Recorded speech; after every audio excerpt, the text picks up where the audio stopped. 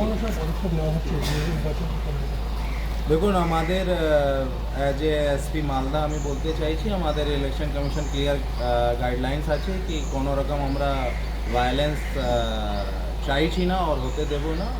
Free and fair election চাইছি।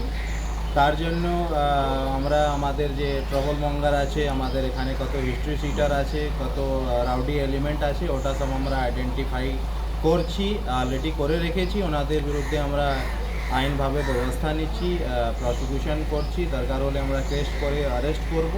আপনাদের মাধ্যমে আমরা সাধারণ মানুষকে জানাতে চাইছি আর ওনাদেরকে আশ্বস্ত করতে চাইছি কি Malda police free and fair election জন্য একদম তৎপর আছে। মানুষকে আমরা সাহায্য করতে এখানে এসেছি। আপনারা ফ্রি অ্যান্ড ফেয়ার থাকুন।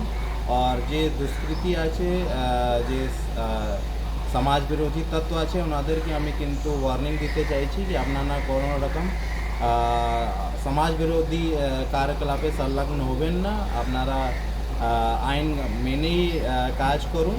আর মানুষ এখানে মালদা পুলিশ মানুষের জন্য আছে, ওনাদের সেবার জন্য তৎপর আছে।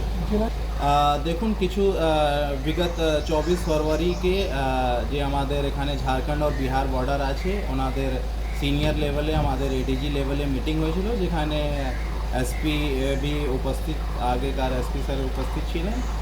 কিছু দিন পরে আমরা আবার মিটিং করব, ইন্টার স্টেট বর্ডার মিটিং হয়, যেখানে আমরা ইন্টার স্টেট নাকা লাগাই। তারপরে আমাদের যে বর্ডারিং ক্রিমিনাল হয় আমরা লিস্ট শেয়ার করি ওনাদের সঙ্গে।